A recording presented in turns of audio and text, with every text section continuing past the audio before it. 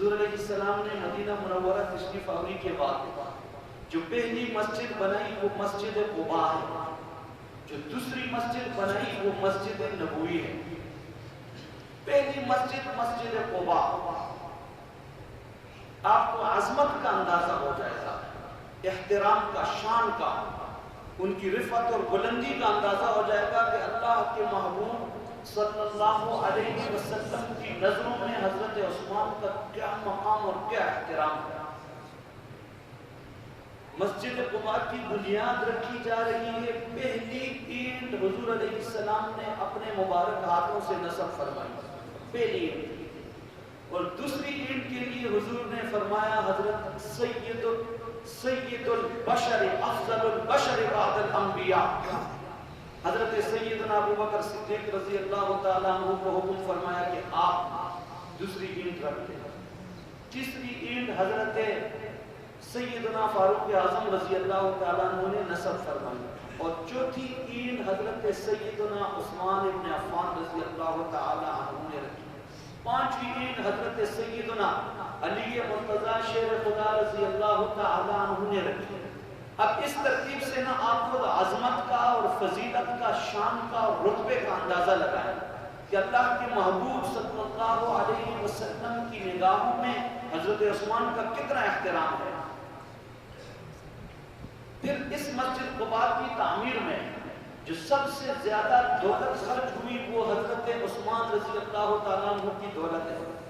مسجد نبوی کی تعمیر میں سب سے زیادہ دولت حضرت عثمان، حضور علیہ السلام نے فرمایا کہ مسجد نبوی مسلمانوں کے لیے، صحابہ کرام کے لیے نماز پڑھنے کے لیے جگہ تنگ ہو گئی، کم ہو گئی۔ اب حضور علیہ السلام کی خواہش ہے کہ جگہ ذرا مسجد کی توسیع ہو جائے، تو حضور علیہ السلام نے فرمایا کہ مسجد کی توسیع کے لیے زمین درکار ہے۔ حضرت عثمان رضی اللہ تعالیٰ عنہ کھڑے ہوئے اور عرض کیا اللہ کے نبی، میں یہ زمین خرید کر مسجد نبوی میں وقف کرتا ہوں۔ 2 مرتبہ مسجد نبوی کی تعمیر حضرت عثمان رضی اللہ تعالیٰ عنہ کے دور خلافت میں ہوئی، اور وہ سارا کام انہوں نے اپنے خرچے اور اپنی دولت اور اپنی جیب سے کروایا۔ مسجد نبوی کی تعمیر کا اعزاز اور مسجد نبوی کی توسیع کی یہ جو نیک بختی ہے اللہ تعالیٰ نے حضرت عثمان رضی اللہ تعالیٰ عنہ کو دے دی۔ حضور علیہ السلام غزوہ تبوک کے موقع پہ چندے کی اپیل کرتے ہیں، حضرت عثمان کھڑے ہوتے ہیں کہ اللہ کے نبی اتنا دیتا ہوں، اونٹ اور زر ہے اور اشرفیوں کے انبار لگا دیتے ہیں۔ ایسے کر کے جو دولت حضرت عثمان نے جو اشرفیہ اور جو نقدی دی، حضور علیہ السلام منبر پہ تشریف فرما ہے تو حضور علیہ السلام نے فرمایا ایسے جولی میں نا، حضور علیہ السلام نے وہ سکے ڈال کے ایسے الٹ پلٹ کے فرمایا کہ حضرت عثمان سے کہ عثمان اس دولت کے خرچ کرنے سے تو نے جنت خرید لی اور اللہ تجھ سے راضی ہو چکا۔ اس موقع پہ حضور نے تعبیر اختیار کی کہ تو نے جنت خرید لی، اور جب مسجد نبوی کی توسیع کا منصوبہ مکمل کیا تو حضور علیہ السلام نے فرمایا کہ عثمان اللہ نے تیرے لیے جنت واجب کر دی، اور حضور علیہ السلام دعا کرتے ہیں، حضرت عثمان جتنا خرچ کرتے ہیں نا اتنی حضور علیہ السلام کو خوشی ہوتی ہے، تو دعا کرتے ہیں یا اللہ میں عثمان سے زمین پر راضی ہوں، میں فرش پر عثمان سے راضی ہوں، یا اللہ عرش پر تو عثمان سے راضی ہو جا۔ غزوہ بدر کا موقع ہے، حضور علیہ السلام رمضان کا مہینہ ہے اور حضور علیہ السلام میدان جہاد میں جا رہے ہیں۔ حضور علیہ السلام کی بیٹی اور حضرت عثمان رضی اللہ تعالی عنہ کی بیوی زوجہ مطہرہ حضرت سیدہ رقیہ رضی اللہ تعالی عنہ بیمار ہے۔ حضور علیہ السلام نے فرمایا کہ عثمان آپ کو بدر میں جانے کی ضرورت نہیں، آپ ادھر نہ مدینے میں میری بیٹی کی خدمت کرنے کے لیے رک جائے۔ اور حضرت اسامہ بن زید جو حضور کے متمنا تھے، ان دونوں کو اللہ کے نبی نے فرمایا کہ مدینے میں رہ کر میدان بدر میں جانے والوں کے برابر آپ ثواب کمائیں۔ دو مواقع میں نا کئی مواقع پہ حضرت عثمان کو ذوالنورین کہتے ہیں۔ ذوالنورین کی وجہ پیغمبر کی 2 بیٹیاں ان کے نکاح میں، 2 مواقع ایسے آئے کہ حضرت عثمان موجود نہیں ہے، حضور نے فرمایا کہ یہ میرے لیے ایسے ہیں کہ موجود ہے، ایک بدر کا موقع اور ایک صلح حدیبیہ کا موقع، 2 موقعوں پہ حضرت عثمان نے ہجرت کی۔ یہ مختلف چیزیں جمع ہو جائے 2 تو حضرت عثمان کو اس وجہ سے کہا جاتا ہے کہ ذوالنورین ہے۔ 17 رمضان کو میدان بدر میں جہاد شروع ہوتا ہے، معرکہ، اور 18 رمضان کو اللہ تعالیٰ نے حضور علیہ السلام کو فتح عطا فرمائی، واپس چل پڑے۔ 19 رمضان سفر میں گزرا، 19 تاریخ، اور 20 رمضان کو حضور علیہ السلام مدینہ منورہ میں داخل ہو رہے ہیں، تو سیدنا فاتحانہ انداز میں بدر سے فتح حاصل کر کے واپس پہنچ رہے ہیں۔ حضرت سیدنا اسامہ بن زید یا زید بن حارثہ دوڑتے ہوئے آئے اور حضور علیہ السلام سے فرمائش کرنے لگے کہ آپ کی لاڈلی بیٹی حضرت رقیہ کا انتقال ہو چکا ہے اور ہم جنت البقیع میں ان کی تدفین کرنے میں لگے ہوئے ہیں۔ تو حضور علیہ السلام مسجد نبوی کے بجائے نہ جنت البقیع کی طرف چل پڑے، دین کی قربانیوں کا اندازہ لگایا۔ حضرت رقیہ کی والدہ حضور علیہ السلام کی پہلی زوجہ مطہرہ، مسلمانوں کی ماں ام المؤمنین حضرت خدیجہ الکبریٰ رضی اللہ تعالی عنہا کا انتقال ہو رہا ہے مدینے میں، اور حضرت رقیہ موجود نہیں ہے، وہ حبشہ کی ہجرت پر ہے۔ ماں فوت ہو رہی ہے تو بیٹی نے ماں کا چہرہ نہیں دیکھا، دین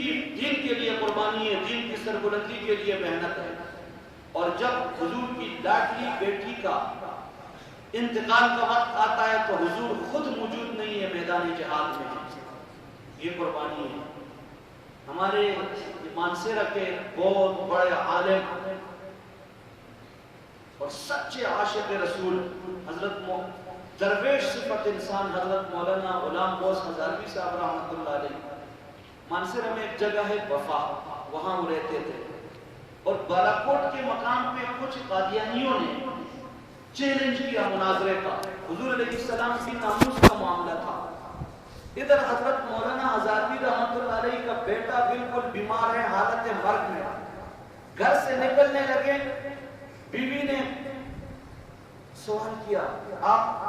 جا رہے ہیں اور بیٹا ابھی بالکل مرض الموت میں ہے، تو فرمایا کہ کوئی بات نہیں ہے، اگر میرا یہ بیٹا فوت ہو جائے تو پیچھے گاؤں میں وفا جو ان کا آبائی گاؤں ہے، یہاں اتنے مسلمان ہیں جو ان کی تدفین بھی کر لیں گے اور ان کا جنازہ بھی پڑھ لیں گے، میں نے محمد عربی کی ناموس کی جنگ لڑ لی ہے۔ چل پڑے، تھوڑا سا چلے نا، جیسے آپ اندازہ کریں یہاں سے ڈلنا، پیچھے سے اطلاع آ گئی حضرت وہ آپ کا بیٹا فوت ہو گیا، فرمایا جو مسلمان ہیں ان سے درخواست ہے کہ وہاں وہ ان کی تدفین کرے، میدان محشر میں ملاقات ہوگی۔ ہزاروی نے محمد عربی کی ناموس کی جنگ لڑ دی ہے۔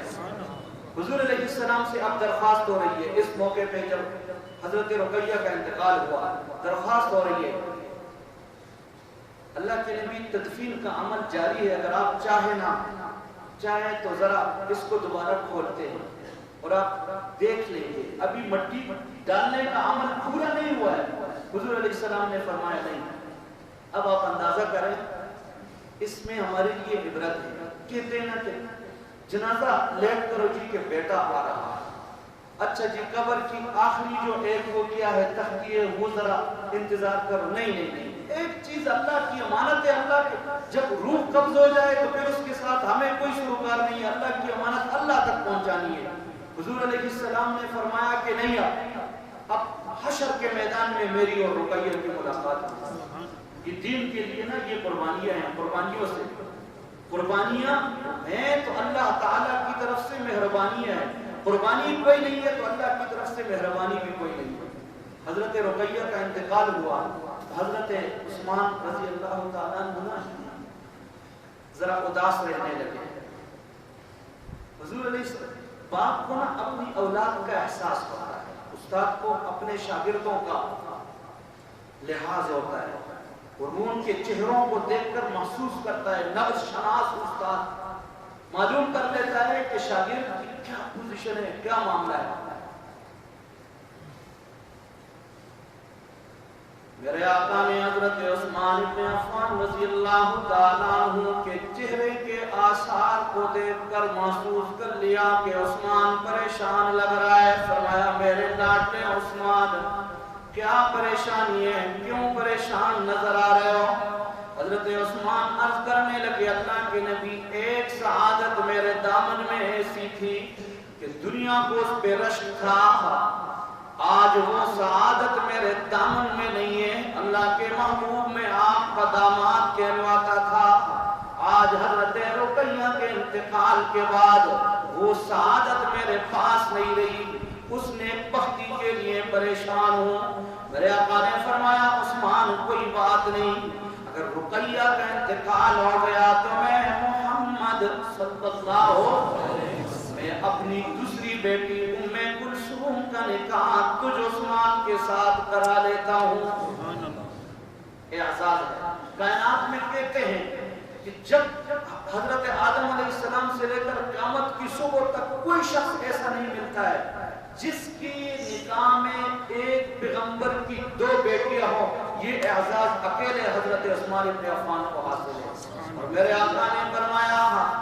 بات صرف کسی پر بس نہیں,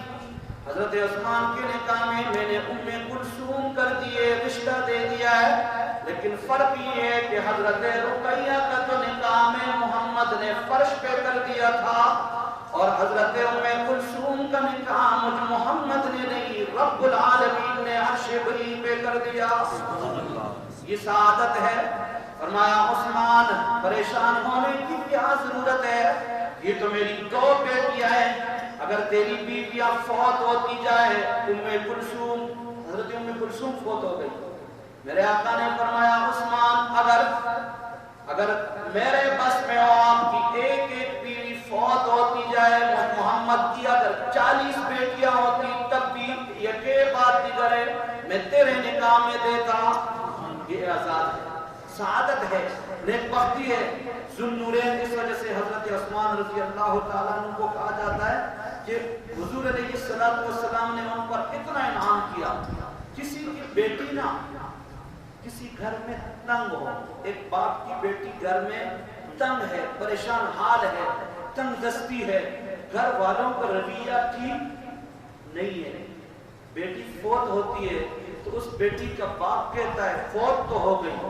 دل دکھا ہے, جدائی کا صدمہ ہے, لیکن اس بات پر شکر ہے کہ اس کی جان مصیبت سے چھوٹ گئی. کہتے ہیں نا اگر حضرت عثمان نے حضرت رقیہ کو ستایا ہوتا,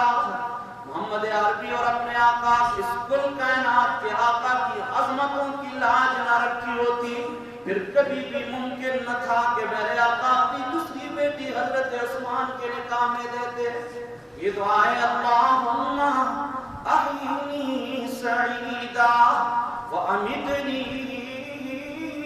شہیدا, مولا مجھے نیک بختی کی زندگی عطا کر, مجھے شہادت کی موت عطا کر. یہ حضرت عثمان کی سعادت کی کچھ نہ میں نے آپ کے سامنے ایک جھلک دکھائی, ورنہ حضرت عثمان کی زندگی کا ایک ایک لمحہ نا وہ سعادت اور وہ نیک بختی سے وہ تعبیر ہے. زندگی رہی تو اگلے جمعے میں انشاءاللہ پھر جو بقیہ گفتگو رہ گئی ہے کہ ان کی سعادت کیا ہے اور ان کی شہادت کیا ہے. اللہ تبارک و تعالیٰ